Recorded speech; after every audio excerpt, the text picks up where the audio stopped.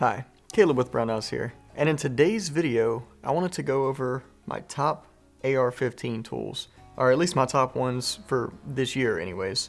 And the reason I kind of wanted to do this because, you know, every time I do any AR work at all, and I've done quite a bit this year, I grabbed one of these tools to do it with.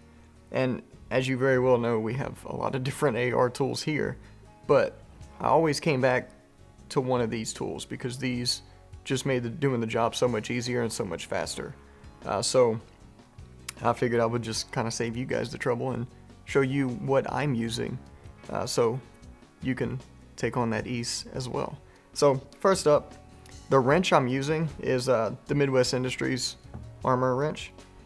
And the reason I like this one so much better than a lot of the other ones is not just because it's just a solid, robust wrench with some weight to it. A wrench, an armor's wrench should have some weight to it.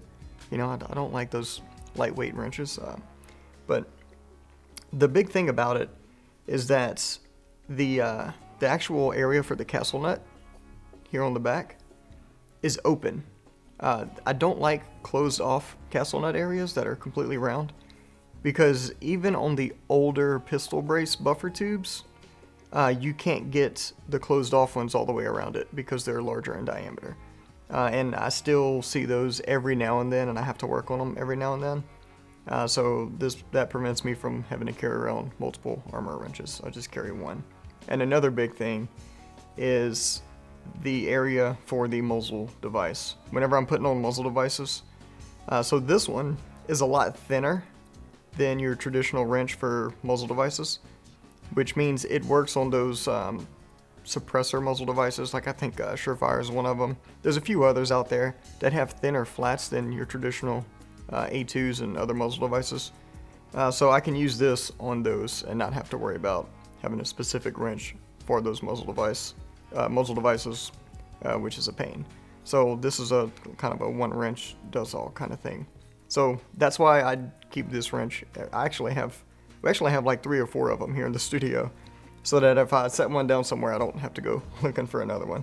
It's a good problem to have, I guess. Next up, this is actually a Brownells product. This is the Brownells bolt catch roll pin punch.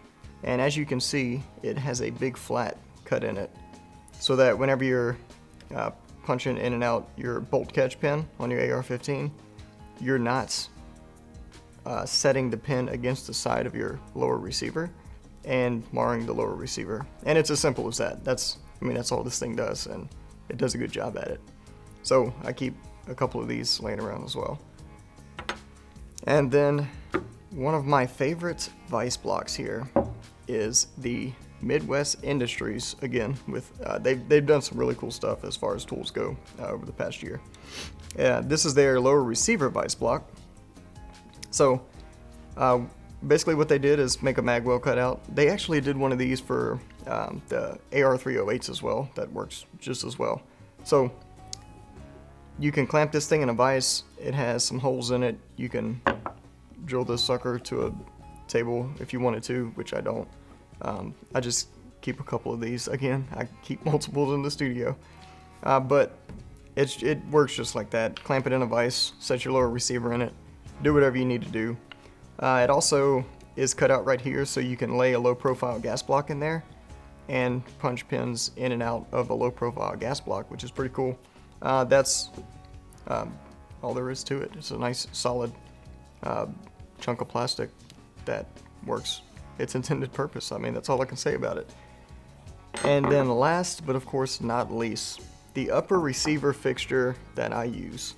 So I've been using the heavier, more expensive version of this one quite a bit, which is the device, I think the Mark III device from the device manufacturing. But this is their lightweight version of it, the device light. And basically all they did was remove a lot of the excess of the material. They removed the full-length pick rail off the bottom, and this is actually an M-LOK slot on this one. And you can use it to set up M-LOK stuff before you actually install it on the firearm, which makes stuff easy. But yeah, all it does is it works really similar to the full-size one. or the full weight one, I should say.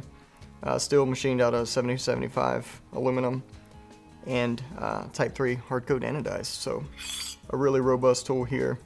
It's still an expensive tool, but I mean, this thing's still gonna last you forever. You get what you pay for.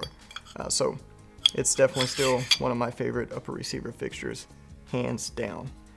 So yeah, those are the AR tools that I've been using the most this year.